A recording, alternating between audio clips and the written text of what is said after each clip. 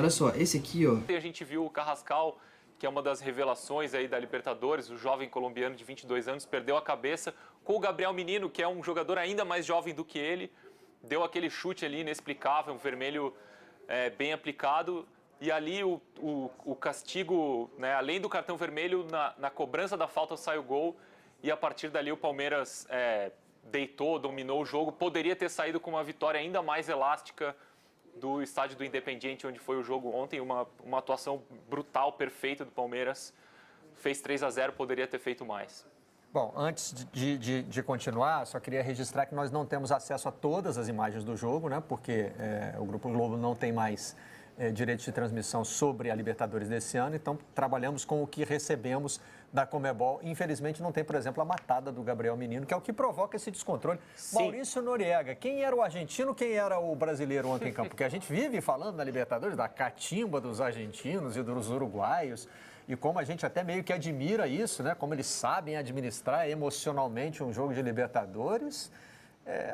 Essa história virou ontem, hein? Virou numa noite que eu acho que vai ficar marcada como o baile de formatura de Patrick de Paula, Gabriel Menino e o Danilo, o volante. Eles passaram para a maioridade ontem de uma forma incrível, né? Esse lance da matada do Gabriel Menino tira completamente do sério o Enzo Pérez, que é um líder da equipe do River Plate. Ele vai até o Gabriel Menino, fala um monte de impropérios ali, provoca o jogador do Palmeiras, provoca a arbitragem para uma reação. Mas o Gabriel Menino é gelado nessa situação e não pipoca, porque o De La Cruz tentou tirar o Gabriel Menino do jogo, o próprio Carrascal, e o Carrascal acaba saindo do jogo na patada, como definiu o Diário Olé, uma patada terrível que ele dá no Gabriel Menino, e o Gabriel Menino não levanta, não parte para revide, nada. Então eu definiria dessa forma. À noite, o baile de formatura de Patrick de Paula, Gabriel Menino e Danilo. 21 anos, Patrick de Paula, 20 Gabriel Menino, 19 Danilo, jogaram no estádio Libertadores de América como se estivessem jogando no CT de Guarulhos do Palmeiras, das categorias de base. E esse é um estádio, Barreto, que historicamente traz boas lembranças para o Palmeiras, né? O Palmeiras, em 98, pela Copa Mercosul, que conquistaria naquele ano, ganhou por 3-0 do Independiente nesse estádio, antes da reforma, claro. E repete esse resultado diante de um River Plate histórico, né? Talvez no melhor momento da sua existência, de uma sequência de títulos e semifinais de Libertadores. Eu diria que é uma prova de maturidade desse elenco do Palmeiras, em duas etapas. Primeiro, ao chegar à final da Copa do Brasil contra o América, numa situação muito difícil fisicamente, o Palmeiras teve muita estratégia, uma leitura de jogo perfeita, e isso se repetiu ontem em Avejaneda. Impressionante como a leitura tática do Palmeiras foi perfeita. Como o Martim disse, em relação ao Superclássico, no 2-2 entre River e Boca, o Abel Ferreira e os jogadores do Palmeiras parecem ter estudado a fundo o que aconteceu no Superclássico e explorado todos os defeitos do River, que é um grande time, que não está eliminado, mas é uma equipe que joga futebol e deixa o adversário jogar futebol. Não é uma equipe que sufoque o adversário, que marque forte. Ela procura espaços e deixa espaços para o adversário. O Palmeiras foi extremamente inteligente para ocupar e explorar esses espaços. Mentalidade, Cíntia. Daqui a pouquinho a gente vai falar um pouco sobre essa história de se o confronto acabou ou não acabou. Não acabou só porque é futebol, né? Só por isso. Porque ainda tem mais 90 minutos para jogar e no futebol acontecem coisas, né? Como essa vitória de ontem do Palmeiras, que a gente não pode chamar de zebra, mas, né, é aquela vitória que, para alguém me provar que botou no bolão, tem que me mostrar o ticket. Eu quero ver, eu quero com comprovante, né?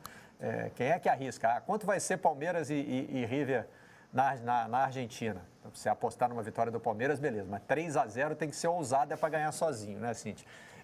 E 3 foi um número importante ontem, porque também foi esse esquema dos 3 volantes que talvez tenha ajudado a surpreender o River, como o Nori disse. Então, acho que tem mentalidade, tem estudo, tem várias coisas aí importantes nessa vitória do Palmeiras. E eu aponto muito, Barreto, até como o Noriega falou, de estudar também. O Abel Ferreira estudou muito, né, no jogo, no clássico contra o Boca Juniors. Eu vejo como o técnico ele foi corajoso também, porque você fortalecer essa linha de meio campo, colocar 3 meninos no meio campo para jogar, é muito o dedo do técnico. Eu acho que ele não tem, às vezes, essas amarras assim que os técnicos brasileiros ou os técnicos aqui latinos têm, de ter medo de apostar, né, no talento. Eu acho que muito se deve também a essa nova fase do Palmeiras, a esse novo modelo, né, de não sair comprando no mercado e ficar olhando para a sua base que deu tantos resultados. O Danilo, o Gabriel Menino, o Patrick de Paula são jogadores que vêm fazendo a diferença. E também ali essa questão do Abel de organizar mais o time, de saber quais os pontos de espaços, né, que o River tem. O River é um time que joga com o Gallardo há 7 anos, é muito tempo. Então é um time muito bem ensaiado. Mas ali dá para ver nos 2 primeiros gols, tanto do Luiz Adriano, né, quanto do Rony, que eles pegaram exatamente o espaço que tinha vago pelas laterais, foram ali por onde chegaram e conseguiram já abrir esse placar. Eu acho que é muito, muito o papel do Abel Ferreira, um time que joga com, além de garra, vontade, sanguíneo, como a gente fala, ele também é um time que não é sonolento, é um time muito rápido, e isso ajudou muito a surpreender o River, que às vezes tem falhado no contra-ataque. Foi justamente o que o Boca também usou, conseguiu abrir, né, aquela vantagem, depois acabou levando um empate também. Martim, o que chama a atenção, esse resultado me faz lembrar uma frase que o Lúcio de Castro, quando participava aqui com a gente da redação, usava muito: futebol não tem receita. O que ele quer dizer com isso, né? E a gente até tem que tomar cuidado com essa frase para ela não ser usada para o mal, que evidentemente não era o objetivo do Lúcio. Mas é dizer o seguinte: se você pega alguém que não conhece futebol, traz e explica assim, ó, vai jogar amanhã um time que está com o mesmo técnico há 6 anos, que tem chegado à semifinal da Libertadores com constância, disputou a final no ano passado, é um trabalho estável. Então, é um técnico que conhece os seus jogadores. E ele vai enfrentar um time que esse ano mudou o seu modelo administrativo, né?